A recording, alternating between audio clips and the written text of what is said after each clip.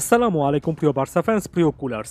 এটা কারো অজানা ব্যাপার নয় যে এই সিজনে বার্সেলোনা অনেকগুলো পজিশনে অনেক বেশি করে ভুগেছে। এই যে সাম্প্রতিক সময়ে বার্সার ব্যর্থতা নিয়ে আমরা কথা বলছি, কিছু কিছু জায়গা থেকে জাভির সমালোচনা করছি, এগুলোর পাশাপাশি আমাদের এই জিনিসটা মনে রাখা উচিত যে জাভির কাছে পছন্দের পজিশনে অনেকগুলো প্লেয়ার কিন্তু ছিল না। বেশ কয়েকজন প্লেয়ারকে জাভি পার্টিকুলার পজিশনে চেয়েছিলেন, তাদেরকে কিন্তু বার্সা বোর্ড অর্থনৈতিক দৈন্যদশার কারণে শেষ পর্যন্ত এনে দিতে পারেনি।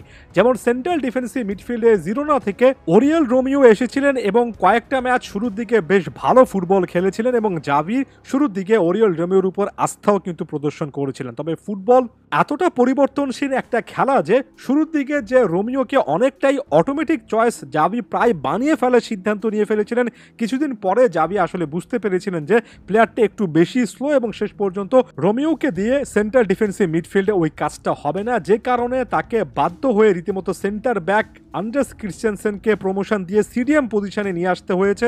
একদিক থেকে সেটা বার্সার জন্য ভালো হয়েছে, কারণ একটা ব্ল্যাঙ্ক স্পট তৈরি হয়েছিল যেখানে পাউ কুবার্সি একেবারে বার্সা অ্যাথলেটিক বি টিম থেকে সরাসরি সুযোগ পেয়েছেন এবং এখন পর্যন্ত বার্সার এই সিজনের সবচেয়ে বড় একটা পাওয়া হিসেবে আছেন। তবে সামনে সিডিএম পজিশনে নতুন প্লেয়ার আনা লাগবে। বার্সার জন্য সবচেয়ে বড় সমস্যার কারণ এটাই যে অনেকেই হয়তোবা বার্সার প্ল্যানে থাকেন, একটা সময় মার্টিন জুবিমেন্ডি অনেক লম্বা সময় ধরে জাভির প্ল্যানে ছিলেন। অন্যান্য অনেক ক্লাবের মতো জোশুয়া কিমিককে কেন্দ্র করে বার্সেলোনা লং টার্ম ধরে একটা স্বপ্ন দেখছে।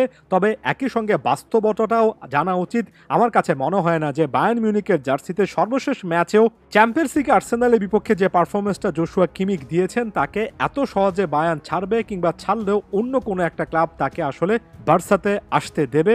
জুবিমেন্ডিও অনেক লম্বা পথ, আস্কিং প্রাইসটা অনেক বেশি এবং এই টাইপের সিচুয়েশনে একজন ফ্রি এজেন্ট বার্সার জন্য যথেষ্ট ভালো একটা অপশন হতে পারেন এবং এই জন্যই গিদো রদ্রিগেজ এই নামটা সাম্প্রতিক সময় অনেক বেশি করে আসছে। অর্থাৎ বার্সেলোনার আর্জেন্টিনার বিশ্বকাপ জয়ী সেন্ট্রাল ডিফেন্সিভ মিডফিল্ডার বা ডিফেন্সিভ মিডফিল্ডার বলা উচিত, গিদো রদ্রিগেজকে টার্গেট করতে পারে এমন টাইপের একটা রিউমার গত কয়েকদিন ধরে শোনা যাচ্ছে এবং আমার কাছে মনে হয় এটা অর্থনৈতিক দিক থেকে বার্সার জন্য একটা ভালো সিদ্ধান্ত হতে পারে। এবং একই সাথে গিদো রদ্রিগেজ, যিনি কিনা রিয়াল বেটিসে লম্বা একটা সময় ধরে খেলেছেন, লা লিগায় খেলার অভিজ্ঞতা আছে, সেটাও হেল্পফুল হতে পারে এবং গিদোর প্রোফাইলটা এবং তার এক্সপেরিয়েন্সই তাকে বার্সামুখী করছে এবং বার্সেলোনার এ ব্যাপারে সঠিক একটা সিদ্ধান্ত দ্রুততর সময়ের মধ্যে নেওয়া উচিত।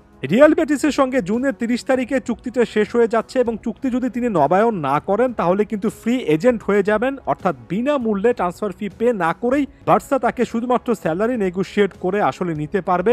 ফ্রি এজেন্ট হিসেবে ওরিয়েল রোমিওর চেয়ে ফার বেটার একটা প্রোফাইল এই গিদো রদ্রিগেজ হতে পারেন। আমি একেবারে ভেরি বেস্ট প্রোফাইল অবশ্যই বলবো না, তবে আর্থিক দিকের ব্যাপারটা মাথায় রেখে বলছি গিদো রদ্রিগেজ ডিলটার ব্যাপারে বার্সার দ্রুত একটা সিদ্ধান্ত নেওয়া উচিত।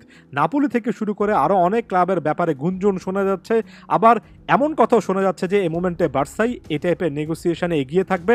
2 বছরের একটা চুক্তির অফার বার্সা করতেই পারে। সামনে বার্সেলোনা আসলে এই সিচুয়েশনে কত দ্রুত সিদ্ধান্ত নেবে সেটার উপর নির্ভর করবে একজন গিদো রদ্রিগেজকে আমরা সামনে আদৌ বার্সায় দেখতে পারবো কিনা।